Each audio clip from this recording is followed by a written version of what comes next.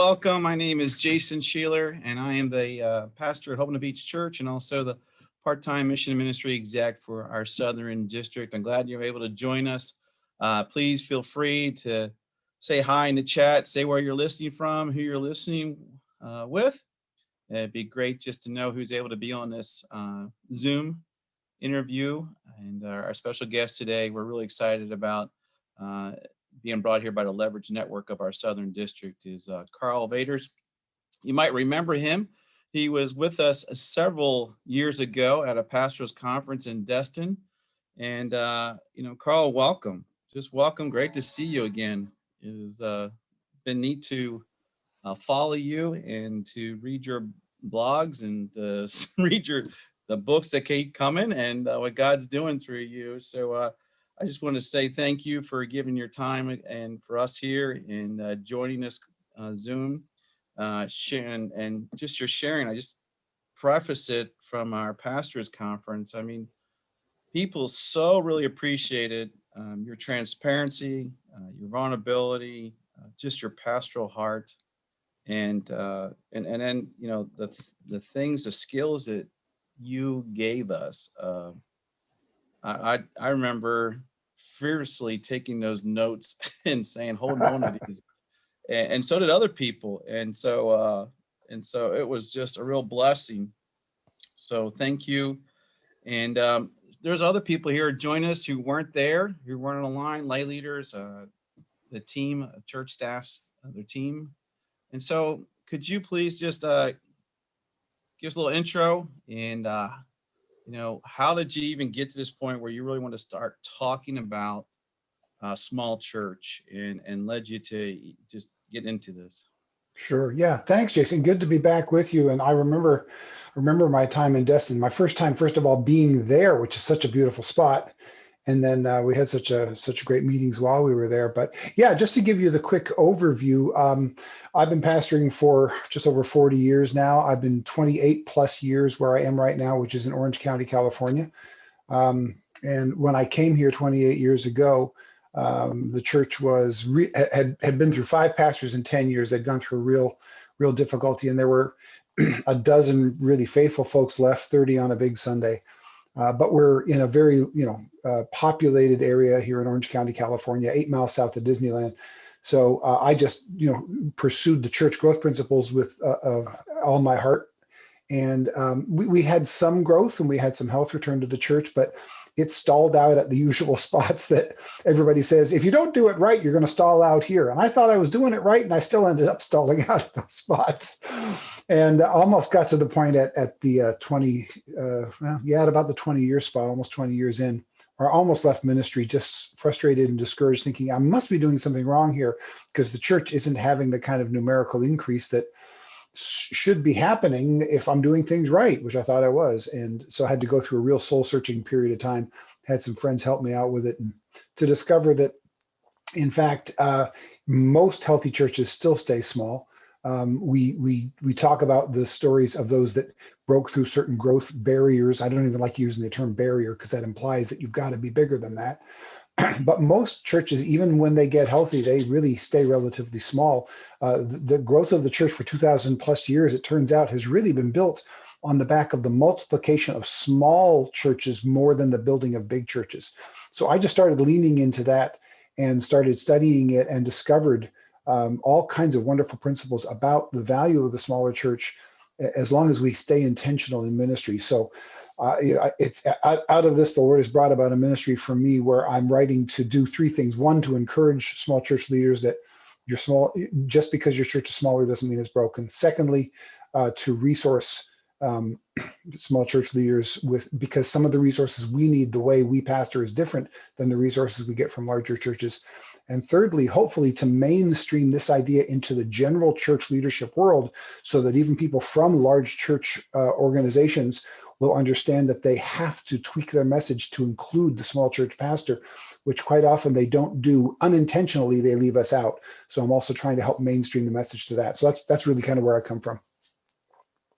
Well, I think you have a breakthrough because I remember we were talking, you got invited to Exponential, one of the biggest church planners conferences, and that was huge just to kind of get into that get that discussion going. And then this last year, their whole conversation was about micro church, which is just another term for small church Yeah. and multiplication. So I found it that I think there has been a huge breakthrough in awareness, because I think if I remember the statistic right, you're saying 8% of pastors will pastor a small church, or is it higher Yeah, than that? yeah. The 80% of churches in the world are under 100, and I think most 90+% of if you want to be a lead pastor, unless your dad pastors a mega church, or that you're going to pastor a small church for at least a certain period of time.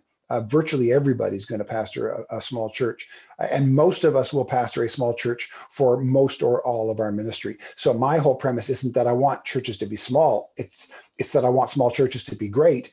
And if we're all going to be pastoring small churches, let's do it well.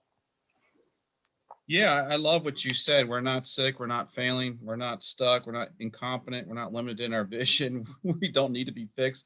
We are not less than what we are God's idea. And I thought, what a true statement. It's kind of been looked at as as you are less, or you're broken, or Yeah. you said all those things. So I thought you're validating the role of the small church. And has the importance of the small church to you changed because of COVID? Has it become more significant, you think, now than it was before? Yeah, that's a great question. I think we're actually in for a few years of what I've actually called a small church moment. Right now, for instance, here where I live in Orange County, California, most of the smaller churches have opened and have been open for a while. We're allowed 50% capacity at this point. It looks like it's going to go up to 75% soon. But most of the big churches are not open for their main services. They've been doing small groups all along. None of the churches have closed. I want to just be careful of my phrasing. No churches in Orange County have closed, but the Sunday morning big church service has not existed now for over a year. But in small churches, we are now doing the Sunday morning service because we can, because it's easier for us to do the social distancing, to be able to do the things that need to be done for safety. But the big churches are still not able to do that. It's just too complicated. So I think right now there is that. And secondarily, I think the pandemic and the forced absence of the presence of the forced absence of other people in our lives has pushed people towards seeing the importance of developing relationships and being in smaller groups with people where they can get to know everybody. So I think in the big churches, this is going to fuel their small groups.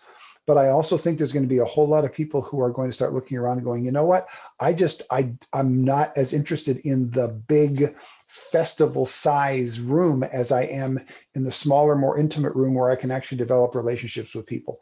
I think we're in for a few years where a healthy and vibrant and missional small church will actually be what people are intentionally looking for, more than the kinds of things that big churches do well and that are good. But I think the season for smaller and intimate is upon us. And I think if we take advantage of that, if we can, as small churches, say, those relationships you've been missing, we're here for you. That opportunity to hang out with friends for coffee that you haven't been able to do for a year. Yeah, you can do that too, but you can also do that after our church service on our patio or in our hallway and hang out with friends, both new and old. And if we can lean into the relational aspects, I think for the next couple of years, we have a real opportunity to reach people, not just who are coming back to church, but who really don't know the Lord and who are unchurched. I think there's an opportunity right now by leveraging our relational capital. I think that's the important thing coming up right now. So you mentioned some things there, and I guess I would like to expand on that. You're encouraging some of that intentional, we call it like leverage, being intentional to use your positive or your strengths you have.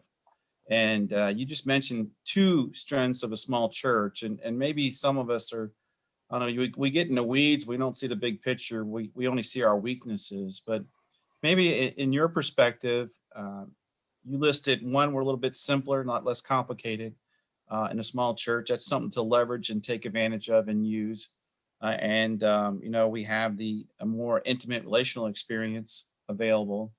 What are some strengths that you see that a small church has that other church sizes don't have, that we need to be leveraging, utilizing more intentionally in our ministry?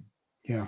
Um, A couple of years ago, Carrie Newhoff wrote an article called "Engagement is the New Attendance," and Carrie and I have become friends over the years. And he comes from a very different standpoint than I do, size-wise and just his approach. But there's very seldom real conflict between us. We just are different in different circles. And shortly after, he wrote that at a time when I was just beginning to play with an idea that I was calling "Influence is the New Attendance." And my first thought was, "Oh, Carrie beat me to it." Uh, but it turns out it's one of those things where it's a difference between big and small. In a big church, they are really understanding that simply attending isn't enough. They've got to be engaged in the life of the church. And for the big church, engaged in the life of the church is the challenge. In the smaller church, getting people engaged in the church typically isn't the problem. We got some people that are way too engaged. Let's be real about it. So engagement is not our problem as much as it is giving them an opportunity to have some influence on the community. Because of our smaller size, it's harder for us to have a real impact and influence on our community. But I think right now we have a chance to lean into that like we've never had before.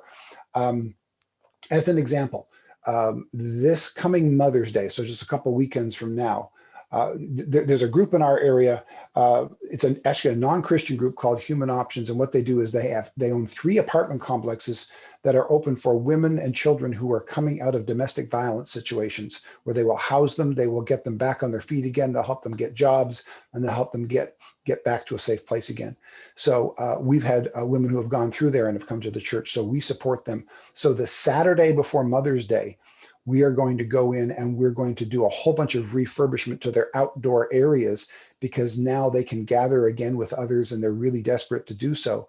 And when we do that, we're going to be inviting our neighbors who don't attend our church, who don't attend any church, to come and help us paint and hammer nails and fix up, cushions and sew stuff, and get this outdoor area suited for these women and children who are so fragile and are coming out of these horribly abusive situations. And here's the deal: you don't have to be a Christian to help us paint a chair.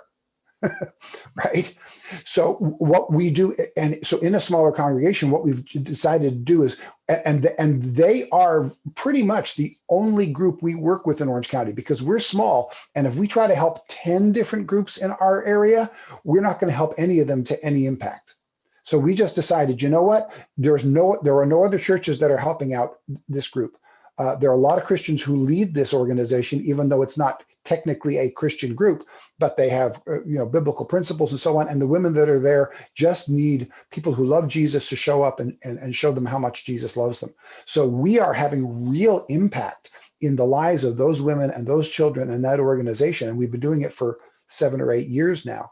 And so they now know on Mother's Day, on the Mother's Day Saturday, these guys show up, they work like crazy. We're going to do a barbecue for the kids and for the moms.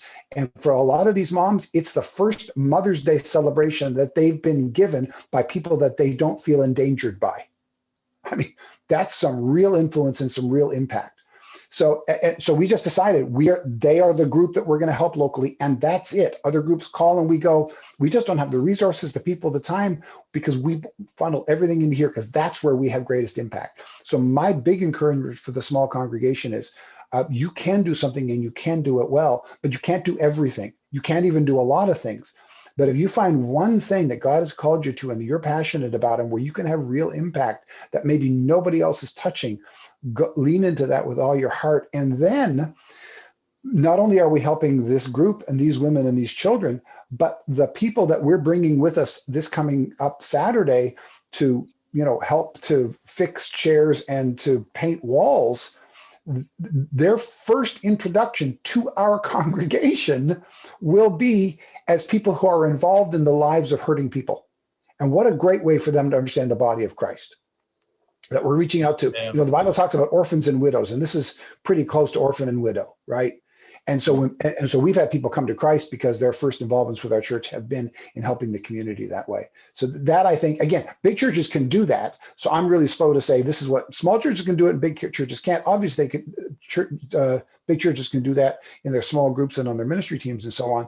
But small churches can entirely adopt a group like that and be the hands and feet of Jesus for them in some really extraordinary ways.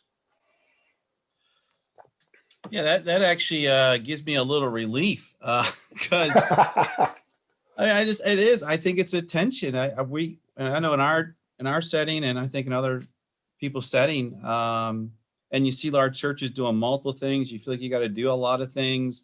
We have a group that says, let's try to do a mission a month. And I'm just like, we can give some money a mission a month, but we're not really going to be hands and feet in there and be effective if we're doing all these things each month. Yeah. And that, I think that's a great question, is like, what is an underserved place, a need in your community that you can just bless on, Yeah. and do it really well, and that nobody else is serving. And it doesn't have to be a lot of things. It just has to be, and just Yeah. having one thing and doing it well is significant. Yeah. Um, When we do those things, I always have the picture in my head from the book of Ruth, where Ruth goes to glean. And the gleaning principle in scripture is that when they harvested the fields, they couldn't glean into the corners, and anything that they dropped by mistake, they had to leave for the poor coming in behind. And I think small churches, in a lot of ways, when we want to do ministry, we need to think like gleaners. We're the ones that are going to go into the corners, and we're going to pick up the things that other people have dropped. So like when a big ministry comes along, and every once in a while there's a big push for, here's the thing, we're all gonna, a little while ago, digging wells in Africa. What a wonderful thing to be able to do. People who don't have clean water, talk about a basic thing that Christians can get behind. And there's still great groups that do that. We didn't jump in on that, not because we're not for digging clean water wells in Africa. We are all for that. But when it's all of a sudden the thing that's on everybody's heart and mind, and there are thousands of churches signing up for it, we're like, okay, that's the main harvest. They're going to go through with the combine, and they're going to get a bunch of that stuff done. We celebrate that. We praise the Lord for that. We're behind that. But what is being maybe missed? What is not being touched at all? What's being forgotten? Well, one great ministry is getting the headlines. What great ministry isn't getting headlines? And so I'm always the one looking into the corners, trying to find some place that has nothing. And then when we go in, our impact is bigger. And because our impact is bigger, then our people get more excited.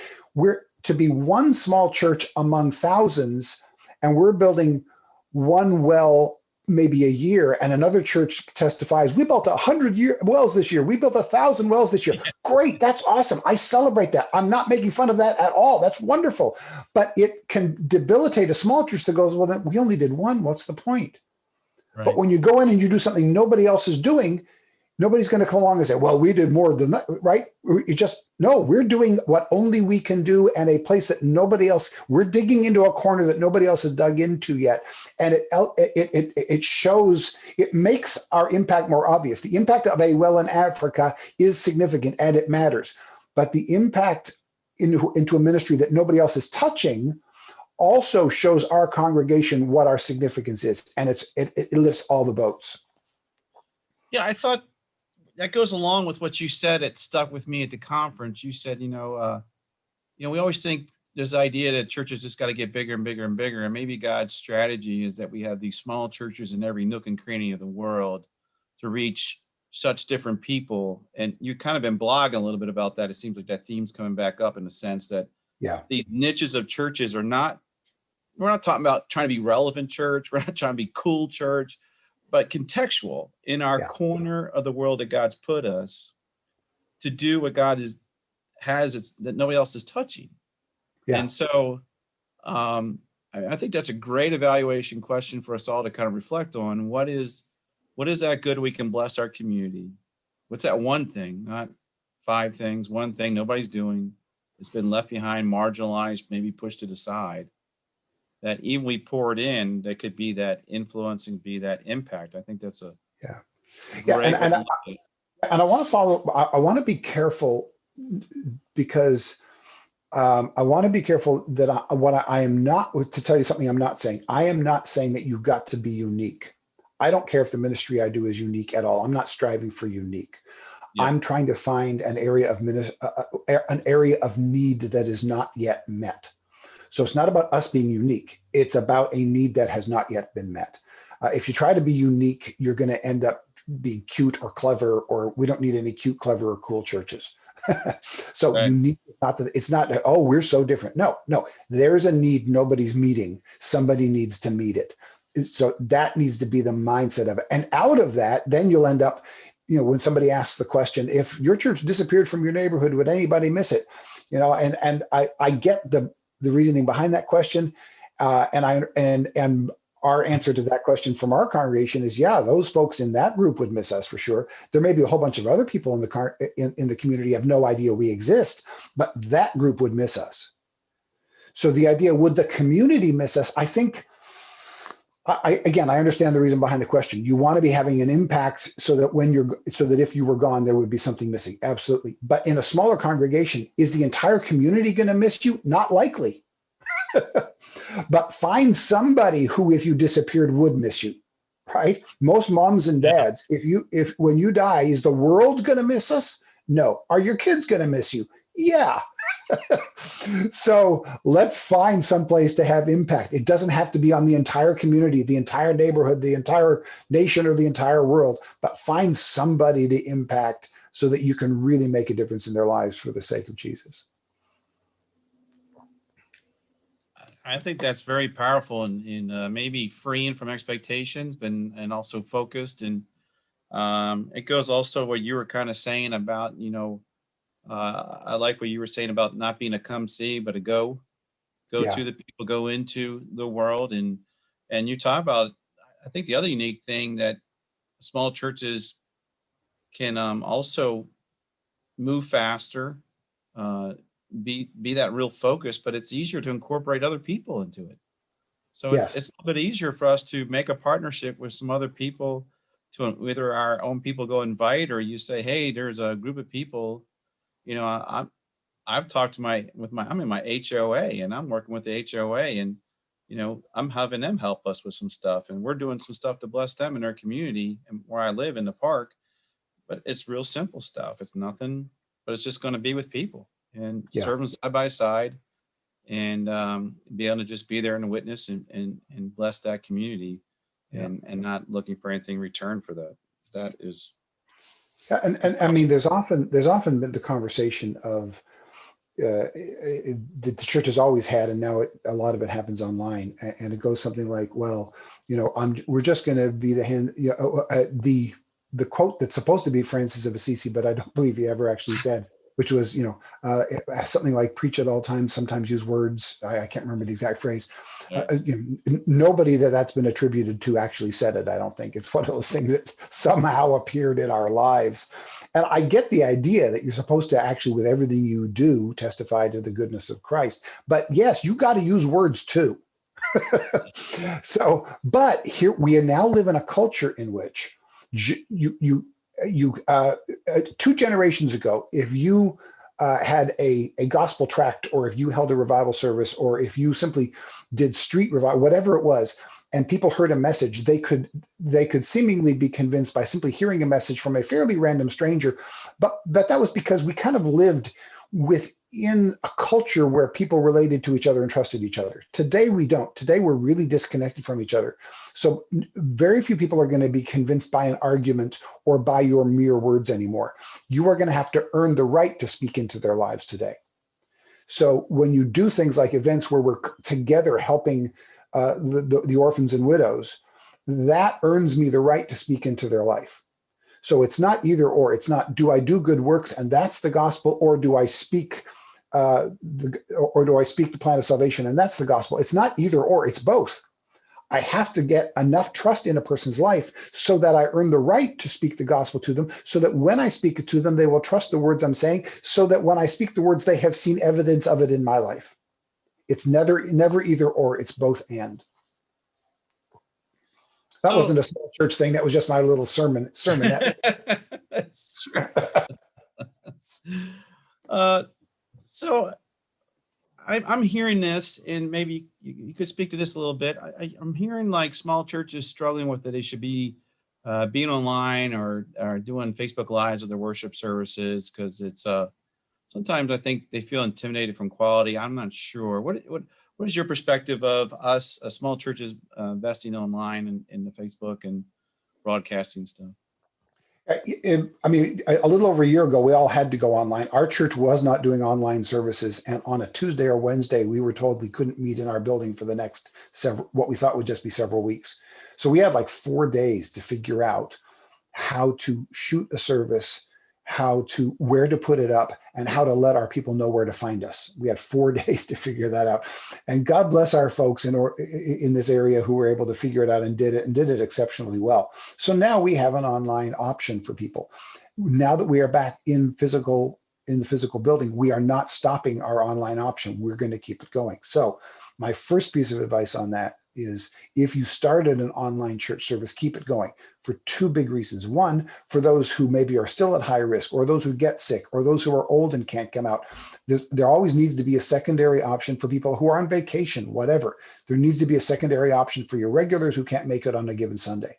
But even more than that, most of the time, when a person physically walks into the front door of your church, that is not your first impression. That is not the time you're giving them your first impression.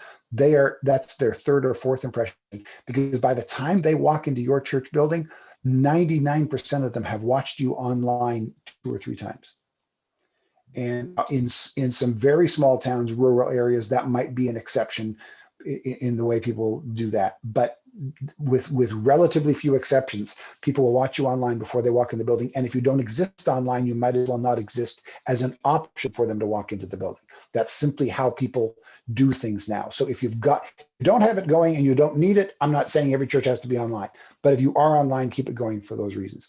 Secondly, once you're online and people can see you and people can hear you, then kind of relax. At that point, let me just give one thing about that, and that's camera placement. I've seen too many small churches that put the camera back at the sound booth, and so the pastor is this little dot in the middle of the screen. You need to put the camera where you would want your most favored guest to sit. So you want to put it in a place where they feel like they're in the room, not watching from the back of the room. And if people in the room complain, well, this has been my pew forever, and now that camera's in front of me, you need to ask them, if that was your grandson or granddaughter or aunt or uncle or husband or wife or friend, wouldn't you want them sitting there in the best seat in the house? Because that's what that's there for. That's there for your grandkids who live far away. If they ever dial into the church service, we want them to see the service from that vantage point. So help them understand that. So that's the only thing I'm going to say technically. Once we've got it set up technically so they can see you well, they can hear you well, then relax. At that point, our biggest concern is not technical. Our biggest concern is behavioral. I don't know if you've noticed, but over the last few months, there have been a handful of small church pastors who have gone viral, not because they did an awesome thing that they intended, but because they said something dumb from the pulpit. And here's the deal. Once your church is online, anybody and everybody can see it, and your dumb mistake is going to go viral way quicker than your great sermon. So when you've got your camera turned on Sunday morning, be aware that anybody anywhere can grab any clip from that and spread it anywhere they want to out of context. I'm not saying that to scare anybody, but I am saying that so that we need to be careful about what we say and how we say it, including single little things like inside jokes. Like, hey, so-and-so said such and such, and everybody in the room laughs, but anybody who is new and doesn't know the church, or anybody watching online, is going to go, I don't know who he just pointed to and what that means. And we've just taken them out of the moment. So we need to be aware that people are watching online who don't have the relational context to know us. So we just need an awareness. I'm not trying to scare anybody, and I'm certainly not saying that we should, water down the gospel. There's no point in doing this if we're going to water down the gospel. I'm just talking about inside jokes or bad behavior. We make a mistake. We say things in a way that people who know us will forgive us, but people who don't know us, they're going to have a hard time with. Just be aware of it. So the content that we use online is going to be more important than the technical aspect of putting it online. That's good. And I know if you're in our network or in the district and you want help with that, we do have some great resources, and pastors are doing some wonderful jobs with online and either the technical or just talking about being aware of that audience as you go through your service and how to address them and connect with them. So love to be able to help you out with that too. Karl, what is I know you don't want to say barriers, but what are some of the challenges for small churches? I mean, you wrote or talk about maybe what's the unhealthiness of small churches, and then I mean, I'm looking at your resources of you trying to move to health and trying to move to tools, and then you went to this 100 days to health. Um, I feel like Grasshopper, you can correct me, was a lot of validating the small church Mhm.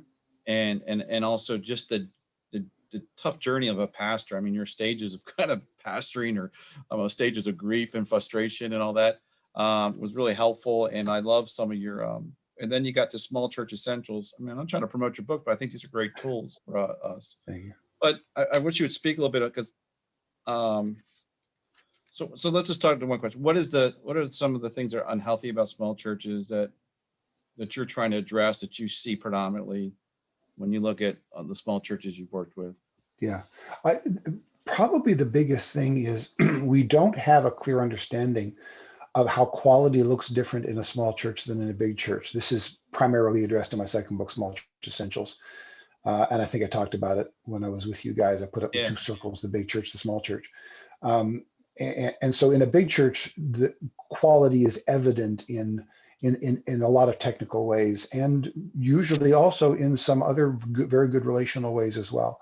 The quality in a small church is different, and the way the strengths of ministry that we lean into tend to be different, and they tend to be far more relational and not as much technical.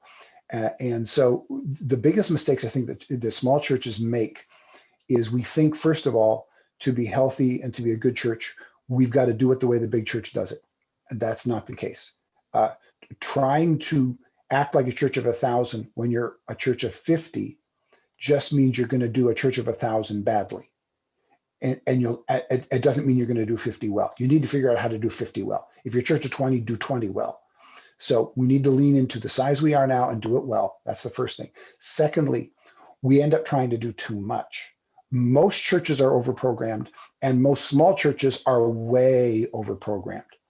And here's actually one of the things that COVID and coming out of COVID gives us a chance to do that we're going to have a small window on that we need to take advantage of. COVID, about a year or so ago, COVID forced us to cancel most of the ways we do ministry. Again, the pandemic didn't close any churches, at least not any churches that were determined to keep open. Our church never closed, even though our building was shut down for weeks at a time. But our church never closed. We always kept doing ministry. But there are a bunch of different programs that we had to stop doing. And that's the case for most churches, especially most small churches. For years now, I've been pushing small churches, simplify, simplify, simplify. Do fewer things and do them better. Well, in this past year, we've had to do fewer things. And it wasn't the pastor's fault. Nobody can look at the pastor and go, I can't believe you stopped that program. Well, maybe some would, but we can blame COVID, right? We had to stop them. We weren't able to meet in the building this way. We weren't able to do that group. Pretty much everybody understands that. Here's the deal. As we start getting back into a regular cycle of church again, don't be too quick to add all the programs back again. For years, in talking about simplifying programs, the next question is always, but how do I stop a program that isn't effective anymore? I know it's not effective anymore, but the people in it, the handful who are left in it, it's going to be World War III if I try to stop that program in the church, even though it's a waste of time, energy, and money for everybody but the handful of people who just have some kind of emotional attachment to it. I don't even think it's blessing them. They're just in the habit of it. How do I stop once loved ministries? Well, here's the deal. It's easier to not restart a ministry that already stopped than it is to stop a ministry while it's going. And right now, almost all the ministries stopped. So if you're looking around ministries and going, you know what? Nobody's really missing that program, then just don't restart it. Not restarting a ministry that's already stopped is way easier. And especially if you do restart it, stopping it later will be even harder. So look around and ask and tell yourself, yes, we're going to get back to normal again, but we're going to start the program slowly. Don't be in a rush to restart them all. Start them slowly. Do what you can first and do what's necessary first. And some things may never be restarted again. And that's going to be okay because you want to do fewer things and do them better. And the best way to figure out which ones are going to stay undone is this. Ask yourself this. If we weren't going to start, if we hadn't been doing this program before the pandemic hit, Would we want to start this program for the first time now? So let me ask the question again. If we hadn't already been doing this program before the pandemic hit, would this be a program we would want to start brand new now? And if the answer to that is no, then maybe just don't restart it. It's an assessment we need to make constantly. We make this assessment at our church constantly. It's not like even an annual thing or a quarterly thing. It's all the time. Is this program still necessary? And every once in a while, I'll have people who get a hold of me and say, "Hey, you wrote about, you do something like internship." We did internships at our church for almost 15 years, and I wrote several articles about it, almost wrote a book on it. And 4 years ago, we stopped doing it because it wasn't working for us anymore. But I still get calls from people, "Hey, how can you, send us some of your interns? We don't have interns anymore." "But you wrote all about it." "Yeah, but it's not a thing that works for us anymore." So we stopped doing it. We were known for internships. It wasn't just a side thing. It was a thing we were really known for. It didn't work for us. So 4 years ago, we stopped doing it. We don't do internships anymore, right? Because it doesn't work anymore. So we are constantly reassessing the way we do stuff. Right now, since you're not doing it anyway, not restarting it is easier. So take a real assessment now, because you'll never get a chance like this again. And I think if we come out of COVID and all we do is go back to exactly the way we did it before COVID, a friend of mine said, if you go through pain and you don't learn anything, then all you've done is gone through pain. Yeah. So let's learn something from it. Yeah, I think that your question, your book really states it. You don't promote a model, you don't dictate, but you're helping people. I think you're a really good process leader in your questions, but like, what is essential? What is really essential for your ministry?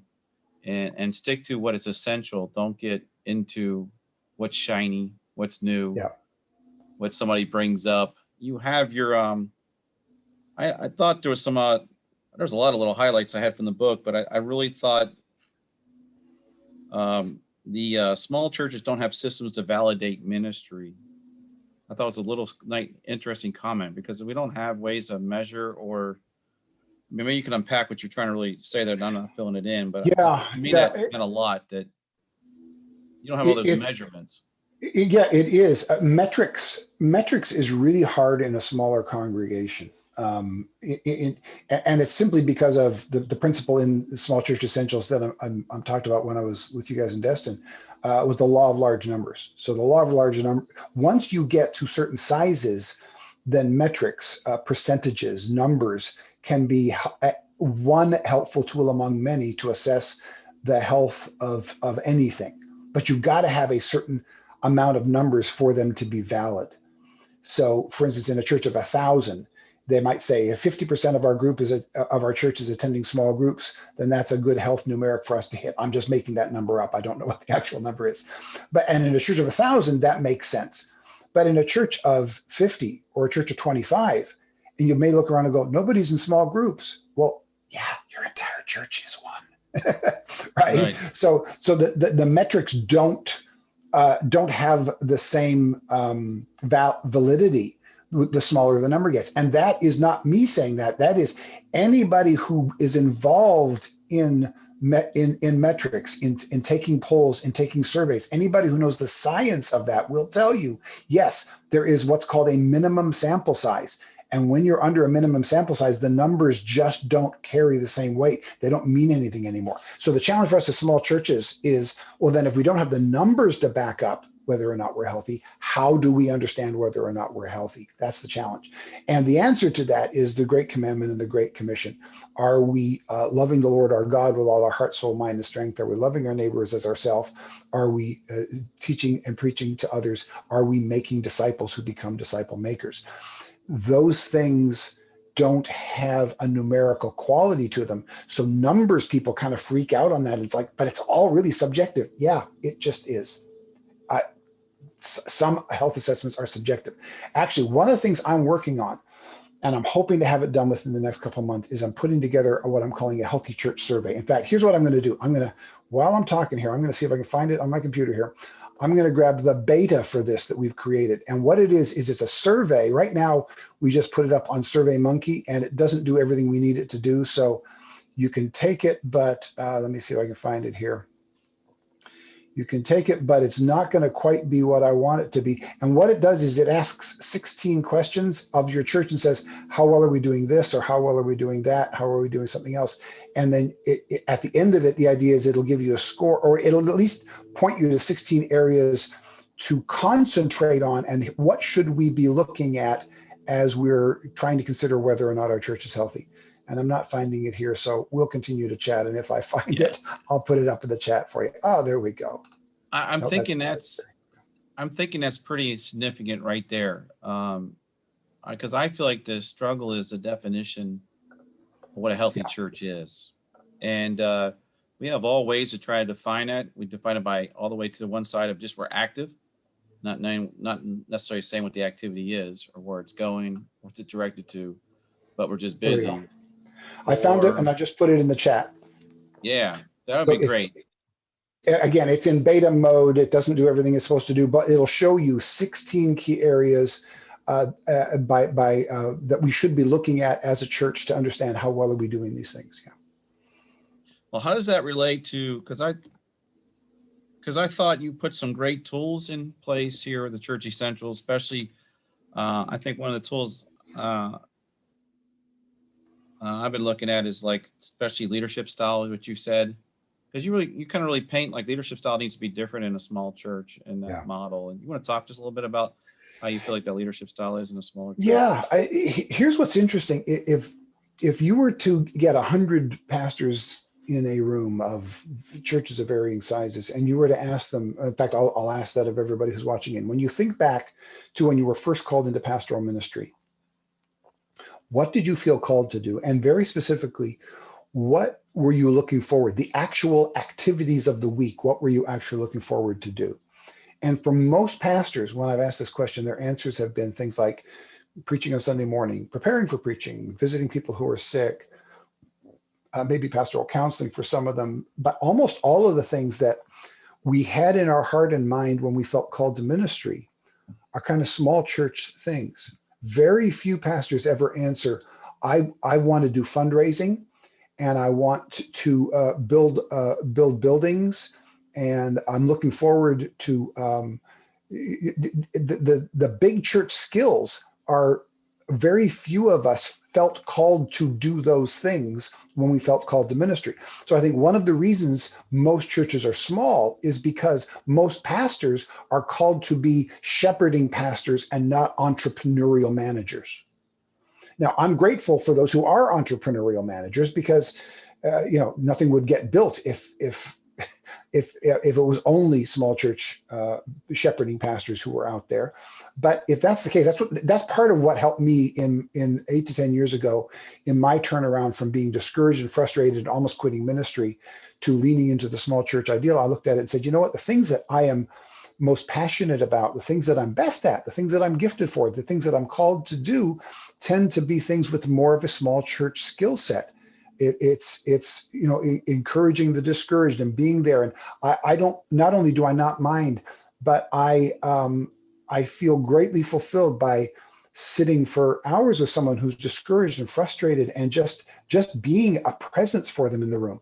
And there are other pastors who are like, I'm not getting anything done today because I sat for 3 hours with somebody who was just crying on my shoulder and I want to get stuff done. I'm like, no, somebody cried on my shoulder for 3 hours and I was there for them. And that is what God called me to do today. And I feel fulfilled in ministry by having done that. But if you do that a whole lot, you are not going to have the time for all the management skills that are necessary for a larger congregation. And most big church people will say, then get someone else to do the crying on the shoulder stuff, and you got to get to the management stuff. But what if that's not what you're called to do? What if you're called to be the crying on the shoulder pastor? What if that's what God designed you to do? My answer to that is, if God called you to be a crying on the shoulder pastor, be a crying on the shoulder pastor. Realize that means you're going to do it in a small church context, but that's not wrong. That's where most of us are going to be. It's good. It's really good.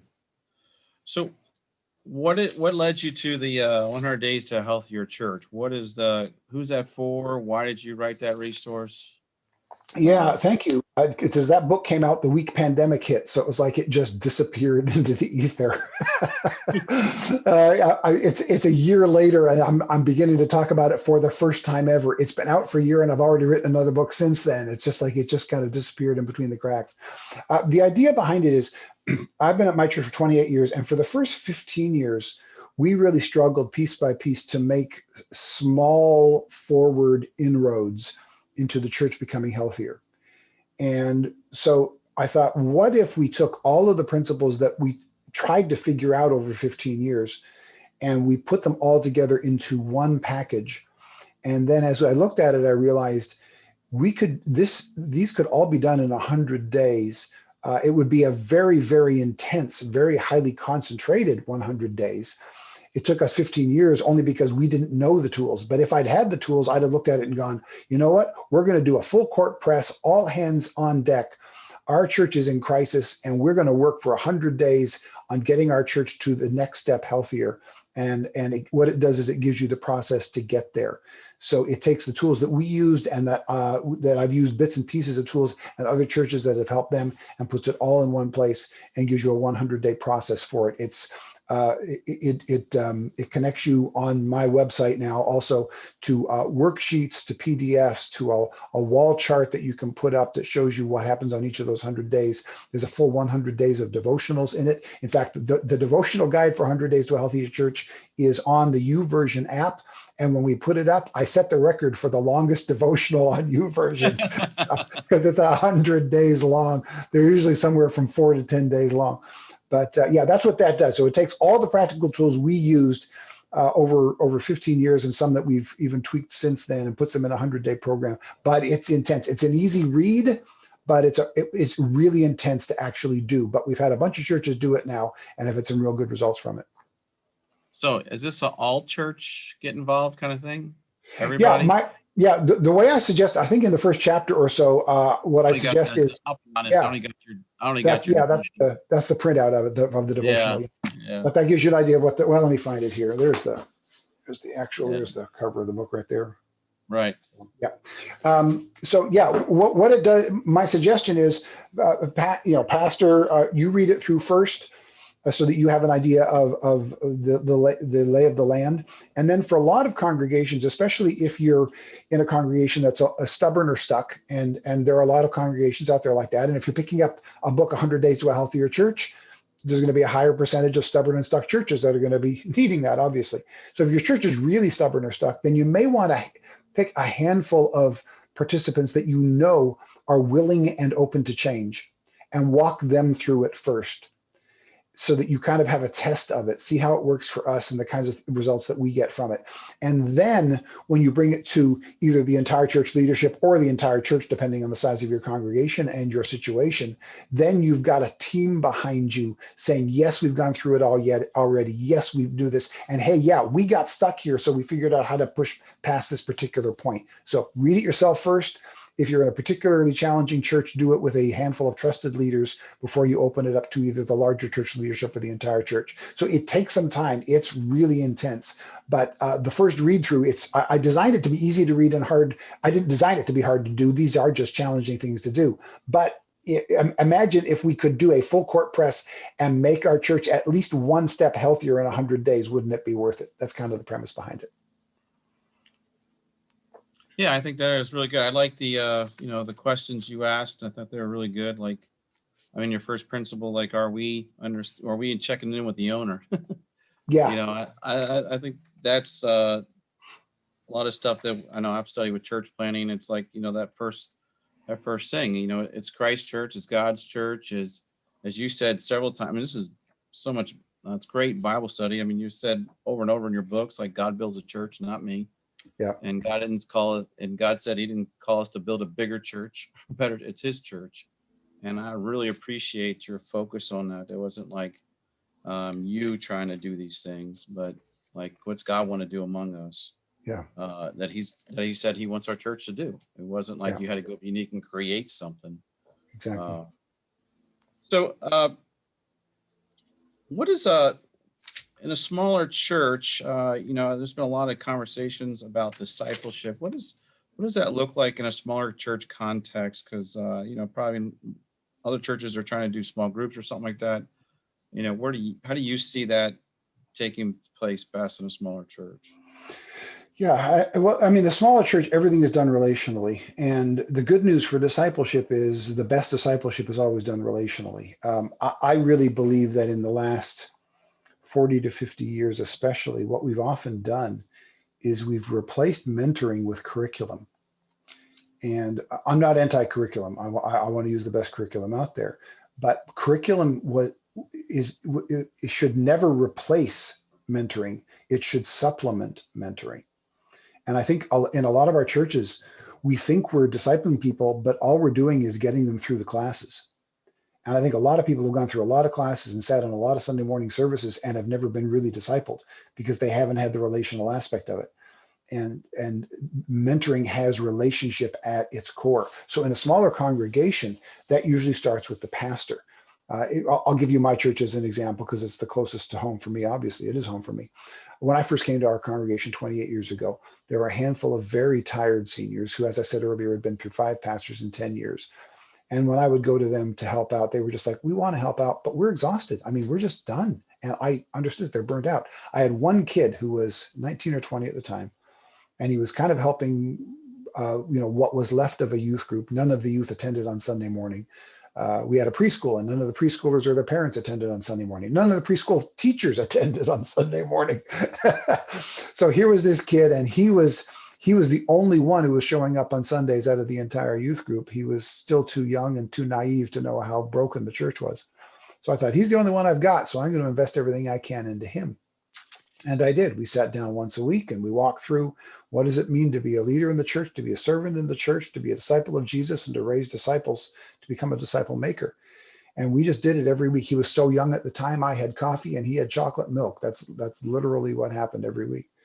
But over the years, we just developed this relationship and it got stronger. And 28 years later, he and I are still working together. And he has become the best disciple maker and leadership raiser that I know. He's better at it than me. And in fact, 3 years ago, he became the lead pastor of our church, and I am now his teaching pastor. The student has overtaken the master, to use that old phrase. Not that I would consider myself a master at all, but yeah, I am now his teaching pastor, partly because I do this a lot, but also because he was ready. And it was like, I've still got 10 years where I feel like I could pastor this church, but yeah, I'm probably at the beginning of that baton passing zone. So better to pass that baton at the beginning than a little bit too late. So we passed the baton. He's now my pastor. I am now his teaching pastor. I'm still here at the church, still involved in it, still preaching, still doing counseling, a lot of other things, but he has to go to board meetings and I don't. So it works well for me. But all of that to say, I found one kid and he was all I had. So since he was all I had, I threw everything I had into that. And through our relationship and through our learning things together, he became raised up and he became a disciple maker. And then there have been others who have come along that both of us have discipled. But now what we've got in the church is 3rd, 4th generation. In fact, it happened the other Sunday. I was on stage and the guy who was preaching that day was a young guy. He's in his early 20s now too. His name is Joey. And he mentioned how Andrew had reached out to him and had brought him to church 7 or 8 years ago. And Andrew was sitting next to me, and Andrew is in his late 20s. And I know Andrew's testimony. Andrew's testimony is that Gary, my now pastor, who was my youth pastor, reached out to him and brought him in as a skater and just did skateboarding with him for a while. So immediately it hit me. I discipled Gary, who discipled Andrew, who reached out to Joey and discipled Joey. And now Joey is preaching on Sunday morning and discipling others. That's 5 levels of discipleship. Now, it took us 28 years to get there, right? That's the thing about mentoring that often it stops us from doing it, is it's a long investment of serious time to get there. It's easier just to hand them a book or a curriculum and walk away. It's easier, but it doesn't go as deep. If we really want to be discipling people, we invest the time. But then the payoff years and years later is so rich and so deep and so extraordinary. And those tendrils, that's just one line. we can see from me to Gary and then Gary to multiple others, and from each of those to multiple others, the tree of discipleship that goes down from me starting with this one young kid because he was all I had is extraordinary.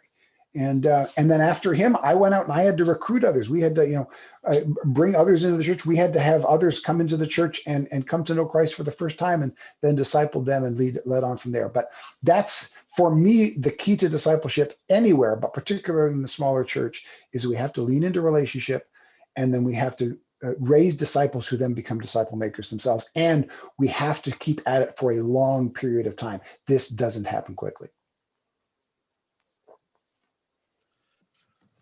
We did have a question here, and I want to ask it to you, and just kind of saying, he said, can a faithful church be an unhealthy church? In other words, I'll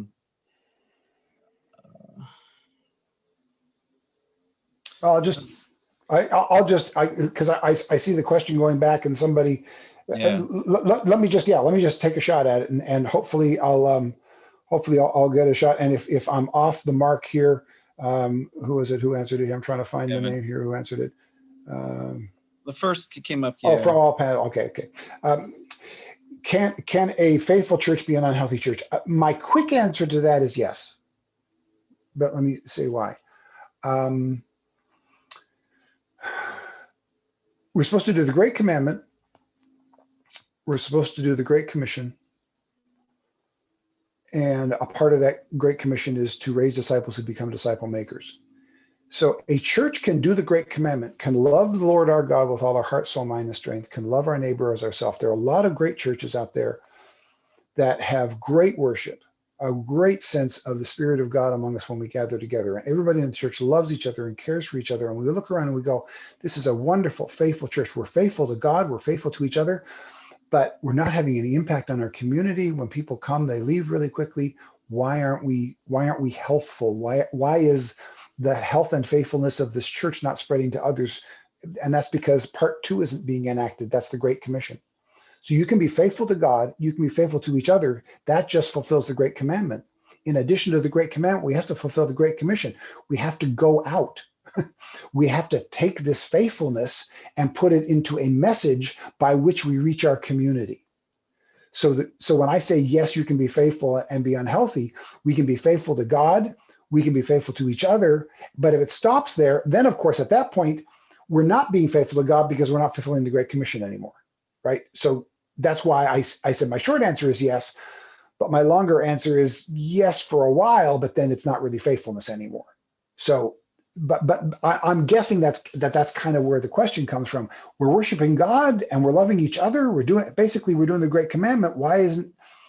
What's happening? Well, we're not doing the Great Commission. We're not raising disciples who become disciple makers.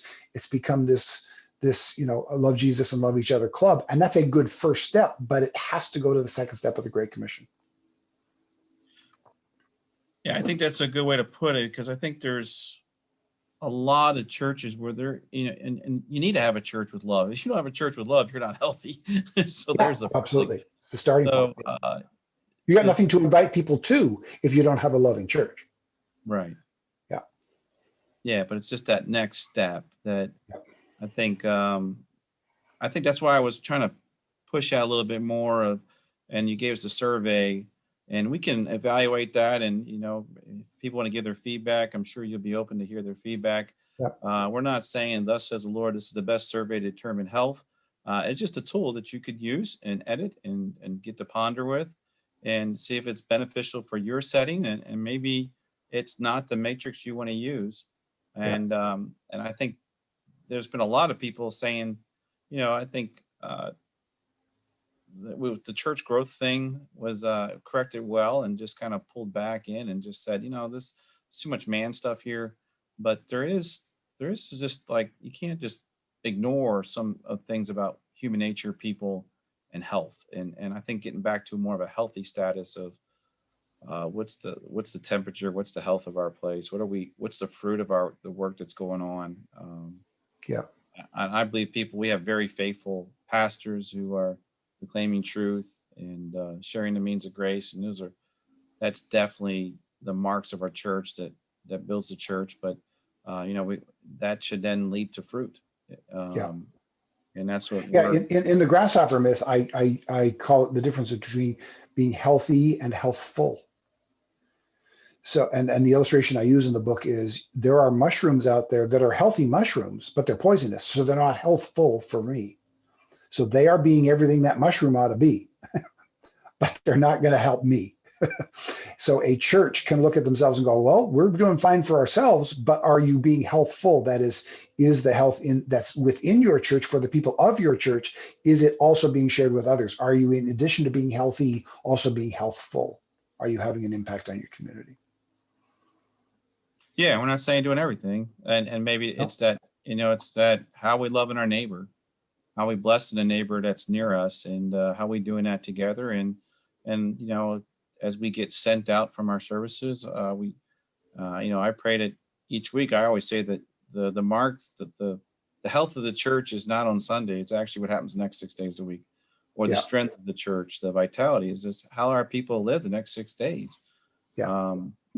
If they go sent on that great commission with great compassion, and they're just following God in their everyday life, doing what carrying out their vocational roles and living that mission there in those roles. Amen.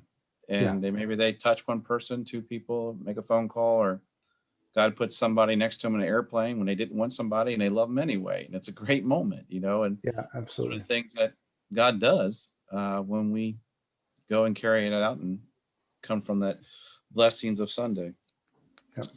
Yep. Is there anything that I didn't touch that's kind of been on your heart that you like to share with us? It was just occurring to me as I was going through some of this. I've said two things that at times may sound contradictory. Simplify your ministry, but make sure you're doing the Great Commandment and the Great Commission and making disciples. So which is it? Simplify to one thing or do all those things? So let me lay that out for you in a way that for those of us who have studied scripture, as all of our folks here today will understand. It's the difference between the fruit of the Spirit and the gifts of the Spirit. So we are all, every Christian should be exhibiting the fruit of the Spirit: love, joy, peace, patience. We know the list, right?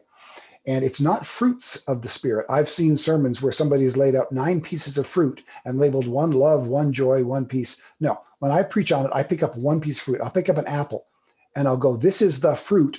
Actually, I don't use an apple because that usually signals other things from scripture. So an orange or a banana or something, right? So I got an orange in my hand and I'll go, here's the deal. This is the fruit of the orange tree, is this orange.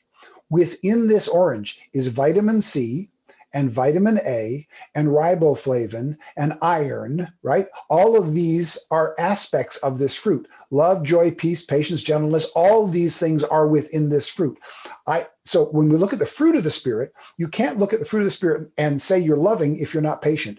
You can't say that you're meek if you don't have self-control, right? They are all necessary. They are all necessary aspects of the fruit of the Spirit. So a healthy church will be doing the Great Commandment, the Great Commission, making disciples who become disciple makers. That's going to be the fruit of the church.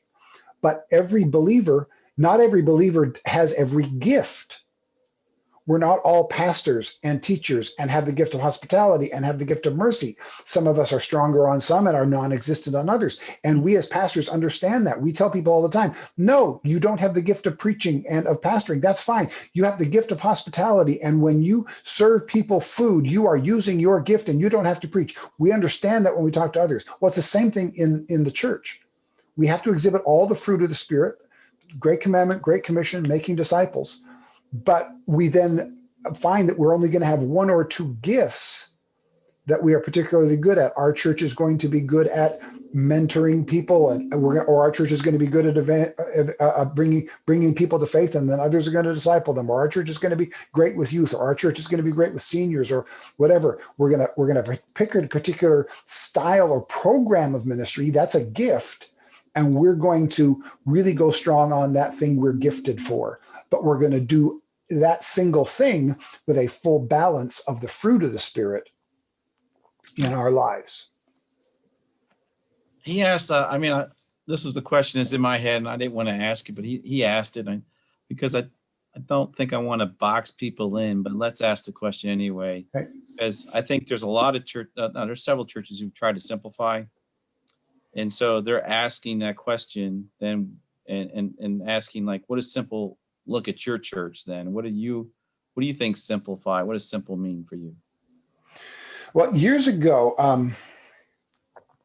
let me give you a single example of that. And I don't remember if I don't think I talked about it in Destin because I don't think this had happened yet. But if you heard it, you'll hear it again. Hopefully it'll help you again. Been a couple of years ago now, we had a woman who was doing kids ministries for us. And she came to me at the beginning of the summer and she said, by the end of the summer, I'm not going to be able to do this. Got some changes in my life. Okay. But at the time it was her and it was two volunteers who were stretched thin and they weren't leaders. They were helpers. And so I didn't have anybody who was going to, who could lead our kids ministry.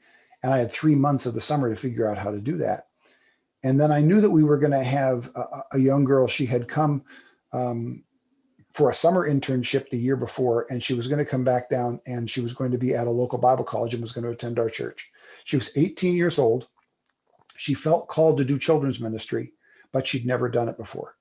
So I had the summer to figure out how to simplify our children's ministry so that it could be run by an 18-year-old girl who'd never done it before. Doesn't that sound like every small church pastor's agenda right there? This is what I have to figure out. So what I did was I sat down and I looked around and I wrote down what are the things that we now do with kids. And there were 5 things that we did with kids: Sunday morning, Wednesday night, VBS, and 2 other things. So, okay, here are the 5 things we now do with kids. And then I said, what's our order of priority? What's most important to least important?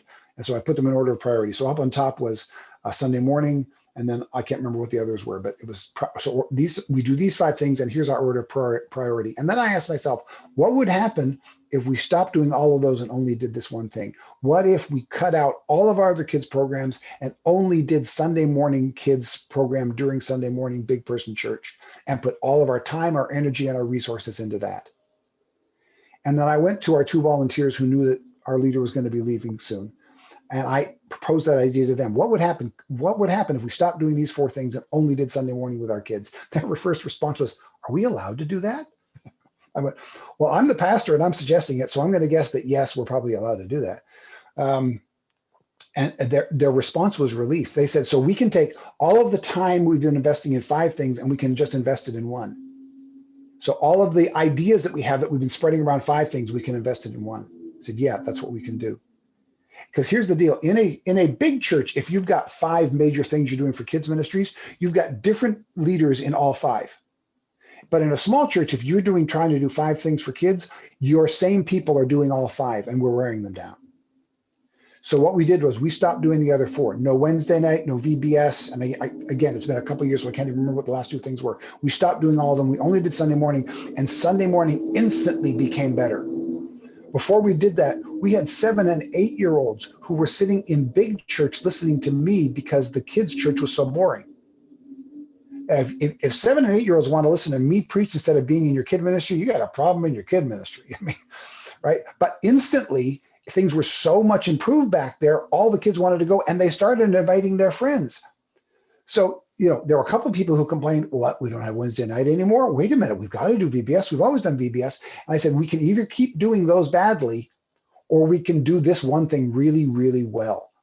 And now, as time goes along and we get better at it, we might add a couple things. So before the summer, before pandemic hit, we experimented with VBS. We did a decent VBS, but after we did it, we assessed it and went, but was it good enough to keep doing every year? And we went, you know what? No, it took so much energy and so much time.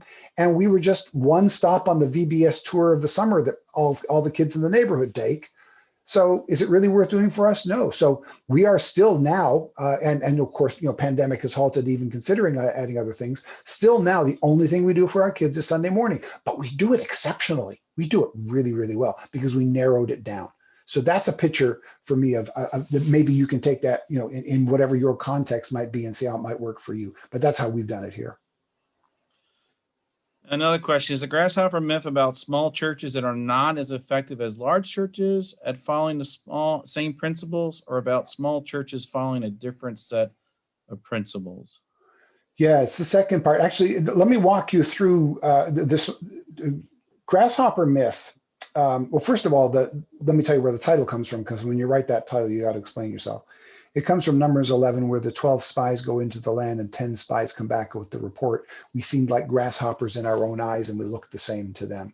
And so the idea is, if they hadn't seen grasshoppers in their own mirror, they would not have looked like grasshoppers to anybody else. So if you think your church is a grasshopper compared to the big churches you're comparing ourselves with, that's a myth. So the first thing that that first book does, the Grasshopper Myth does, is to dispel these myths that smaller is broken, that smaller is wrong, or that smaller needs to be fixed. And the whole point of the first book is, one, to encourage small church pastors that you are where God wanted you to be, and then also to push back on some of the church growth principles that have kind of put us in that place unintentionally. So it's about a new philosophical approach, for a better term, for lack of a better term, to how we approach small churches. So it's encouraging. The second book, Small Church Essentials, puts tools in our hands. That's why the cover of it has a big old wrench on the cover. It's tools. Okay, now that I understand small churches can be of value, how do small churches actually operate differently from big churches? How do I need to think differently about this? So that's what Small Church Essentials does. So that's the difference between those two. The first one is more of a changing of our mindset to understand that small can be good, and the second one puts tools in your hands. Yeah, in reviewing those again, it was helpful because I served in a large church and then came to a small church to replant it. Right. And I still have some large church hangovers, I call them, things that have like, this worked really well, or this is how we worked. And then I realizing, I found another one where I was working one way and I was like, this is not working in here because we're not that size church. Yeah. And so we got to do an Well, adjustment I here. remember the moment as I was beginning to discover all this, that I turned to our volunteers and staff and I said, we've got to stop thinking like a big church. And their jaws hit the floor.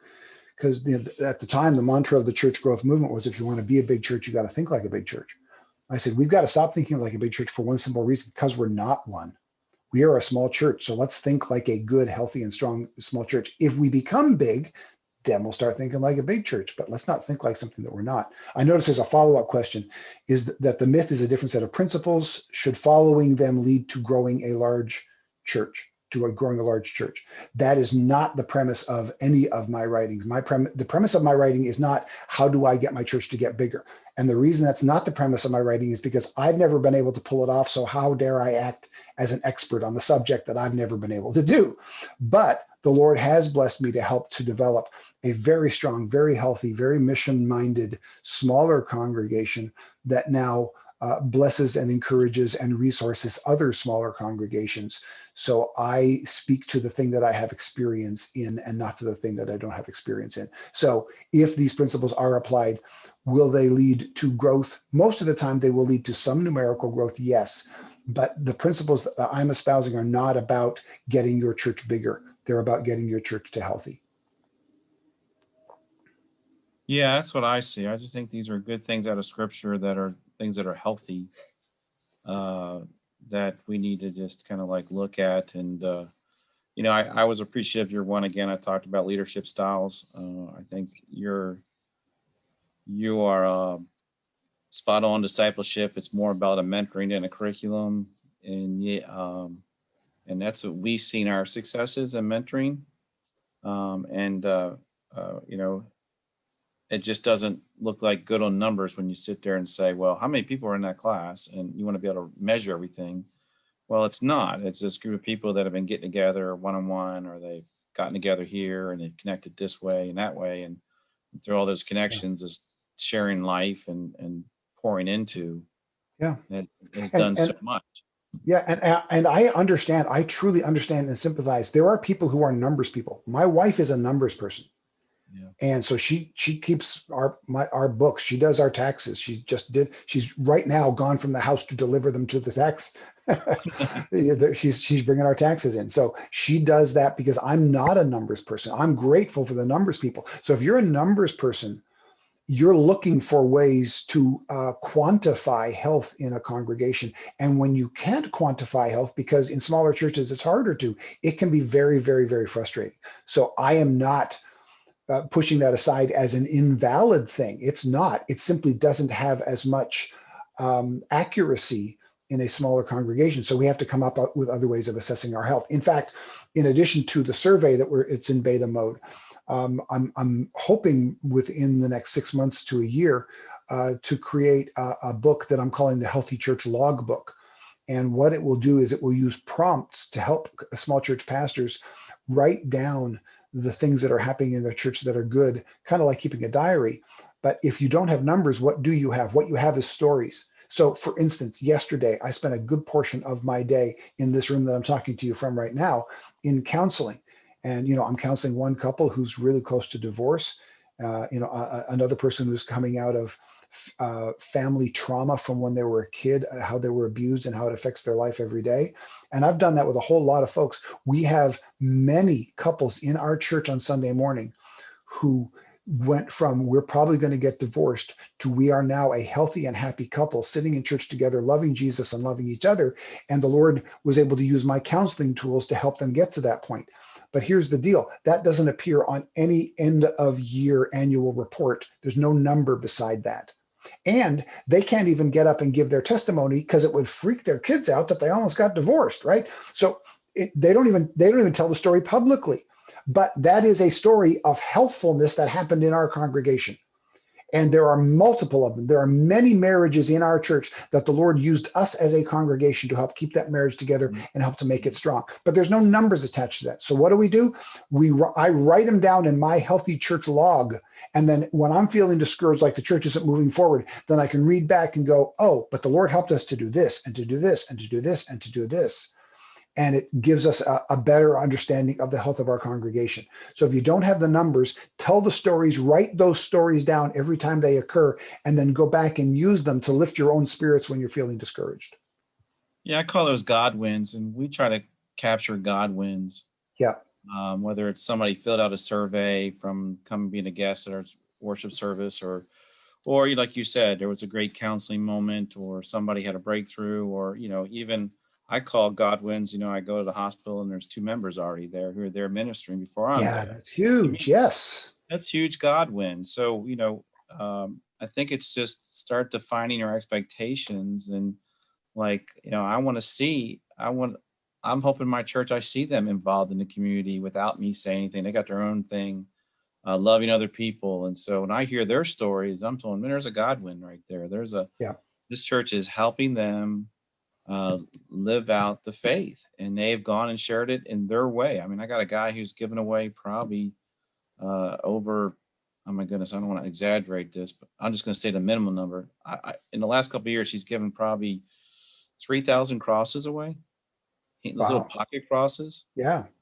And that's like their serious ministry. They just do that little pocket cross. And I'll hear a story where he's handed that pocket cross, and like somebody just started crying just to hear that Jesus loves them. And someone took the time just to tell him that, and they're having a bad day. And he really like kind of keeps his eyes open whenever he's shopping. Somebody's got a bad day, they're going to get a pocket cross. And I'm like, man, that's just a big God win that God is moving absolutely. doing that. And he's encouraged. We got other people to do that. And I think we've gone through over 10,000 as a church easily, and now we're ordering more again. So it's little things. I mean, those are wins for me. I get excited about those.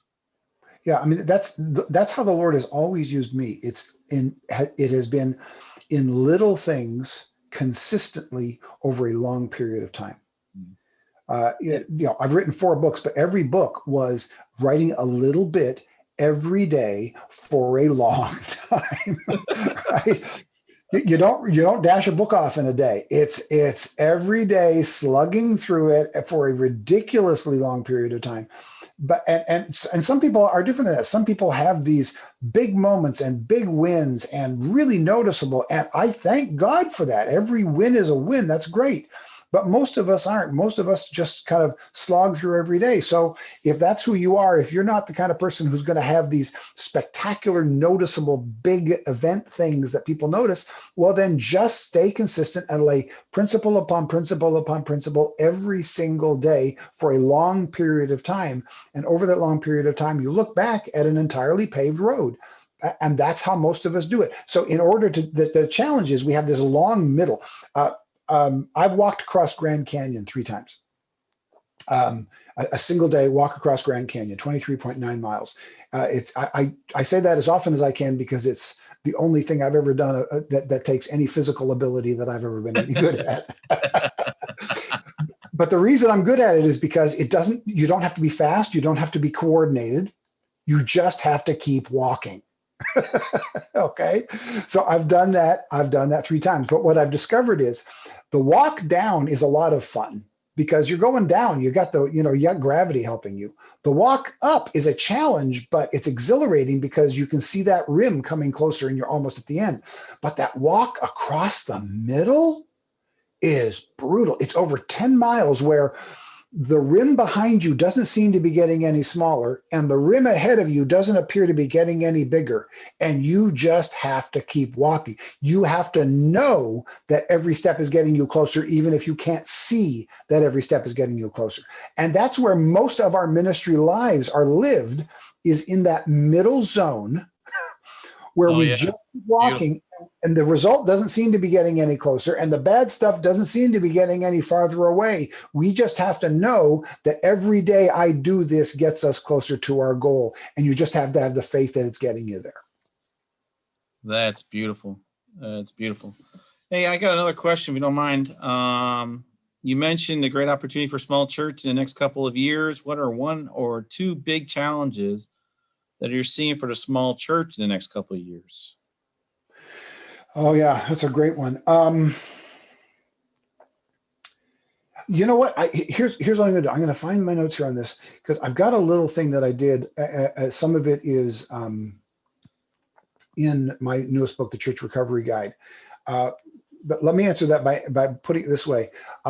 Because of this interesting platform the Lord has given me outside of my local church, especially when pandemic first hit, I talked to so many small church pastors. And I started discovering a handful of principles, and I think they're going to apply to us, particularly as we're coming out of pandemic. And so they're really going to apply in the next couple of years of small churches. There have been 4 key differences that I've seen between churches that are surviving and thriving during the pandemic and churches that are struggling or even closing during the pandemic. And I think these 4 principles are going to hold for the next 4 or 5 years in smaller churches. So here's what they are. First of all, resources in reserve. Churches that had resources in reserve did better than churches that were struggling to meet the budget every week, because all of a sudden, when you've got to close the building on Sunday morning and people aren't physically there, the offerings dropped like crazy. Some churches closed for good within weeks of having to close their building on Sunday morning because they couldn't survive financially. We would have been there, except that about 15 years ago, I looked around and I realized I'm getting tired of living month to month and sometimes week to week financially in our congregation. So we're going to put some resources in reserve. And what I did was I said, we're going to set up a separate line item in the budget, and we're going to put 10% of our budget into that until we reach 1/4 of our budget in cash in the bank. So 3 months of budget in cash in the bank. I thought that would happen in about 3.5 years. That's what we penciled out. It took us 10 years. Sometimes because the offering wasn't as much, sometimes because a water heater broke, so we had to take money out of it and then put it back in again later. But that happened about 5 years ago. We have 3 months of budget in the bank. So when pandemic hit and we had to buy cameras and microphones because we hadn't been doing online church, and our offerings dropped, so our expenses increased and our offerings dropped at the same time for a really critical 3 months, we didn't panic because we had the resources in reserve. But churches that didn't have the resources in reserve, they had a hard time. So start putting money away for the next time, because this will happen again. Maybe not a pandemic, hopefully not a pandemic, but at some point or another, there will be a flood, there will be a fire, there will be a tornado, or there will be an earthquake, or the biggest business in town will close. We live in a broken world where bad things happen. It's not a matter of if, but when. There will be another emergency. So let's start putting resources away now as soon as we can. Putting resources away isn't lack of faith, it's good stewardship. So if we had that. So resources in reserve. Secondly, team-based leadership. Too many small churches, the pastor's doing everything. I actually got calls like this at the beginning of pandemic. I got calls from pastors who said this. This literally happened. I've got people volunteering in my church now who never volunteered before, and I don't know what to do with them because I do everything. What? I get that. I've been in a church where I had to do everything, but I didn't do it for long. I was always working on bringing other people along and developing teams.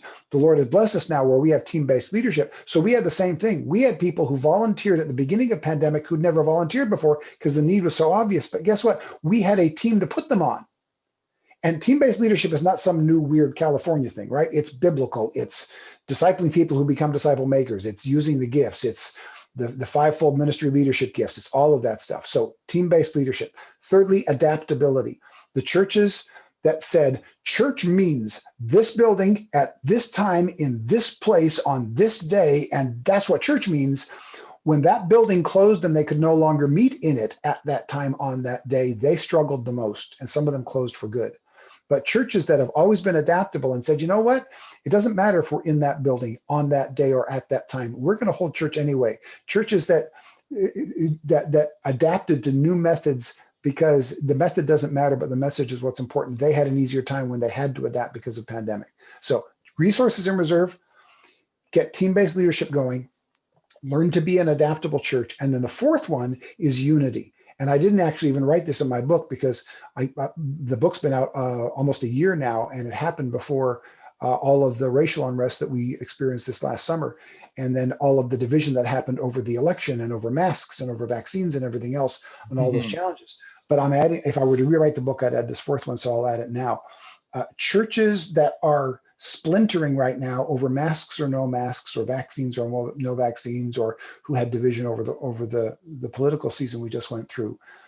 What happened with a lot of them was, and this is in conversations with the pastors of these churches that I've heard this, they said, we thought we were a united church, but it turned out we were united politically, or we were united ethnically, or we were united in our traditions. And when those things were challenged, we splintered. But churches that are united simply on the mission of Christ and his church, on the Great Commandment, on the Great Commission, they fared better. In our church, for instance, we have maskers and anti-maskers. We have vaxxers and anti-vaxxers. We had people who voted on both sides politically. Our church, by all accounts, should be splintered down the middle. And we haven't had any splintering in this last year because we have always pushed, and especially during pandemic, have pushed even more. We are not going to be talking about these issues. We are going to be talking about Christ and his kingdom, Christ and him crucified, and getting that message out to as many people as possible. That is the only thing we've ever been united on. It's the only thing you ever will be united on. And if you disagree about other stuff, God bless you. We're marching behind this banner and only this banner. And everybody said, you know what? You're right. We can put those differences aside because that's what matters. So the four things: resources in reserve, get team-based leadership going, become an adaptable church, and make sure we're united behind Christ and his mission. Those are the four key things, I think, for the coming 4 or 5 years, because we are coming into a season now. I think it's going to be the next 2 to 5 years of some challenges we've never faced before. Once all of the restrictions are lifted, we're going to find businesses are closing when they no longer have an infusion of money from the government. We're going to have a wave of divorces from people who had to physically stay together and now they're done with each other. We're going to have a wave of bankruptcies, of evictions, people who haven't paid rent in 12 months. They don't realize, they've been told, but they've forgotten that rent will come due. It's not like all of a sudden I have to start paying rent. I have to pay the back 12 that I haven't paid. I still owe that money. And so you're going to have evictions, you're going to have bankruptcy, you're going to have homeless, you're going to have divorce, you're going to have pastors quitting, you're going to have churches closing at a much higher rate than we've ever seen previously in the next 2 to 5 years. Hate to be the bearer of bad tidings, but it's better to know that the storm is coming so we can be prepared to respond to it than to be surprised by it. And the best way to prepare for it is, I think, those four things. That's the difference. Get resources in reserve, get team-based leadership, become an adaptable church, and be united around the mission. I'm not talking about building a storm cellar and waiting for the apocalypse. I'm not a doomsday preacher, and I'm not a conspiracy theorist. But if you don't see that we've got some challenges coming when this is lifted, then I don't think you're paying attention. So we need to be ready. And the good news is the church has faced worse things than this, and the church is ready to meet these things. If we will step up and be faithful to Christ and his mission, not only can our churches survive, we can be the place that people come to get help, and we can be a real light in this dark time that I really believe is coming. That is a really good, encouraging word in the midst of all the change. that's going on. And I kind of agree. I think the world's going to increasingly change, and we're going to have these things. And I was going to mention your ABCs. You did always be changing something. Yep. If you were a church that was stuck, didn't have change because of so many maybe people in power, the pandemic just changed everything for you. So keep changing and keep that adaptability, keep that fluidity to adjust to the needs and what's going on.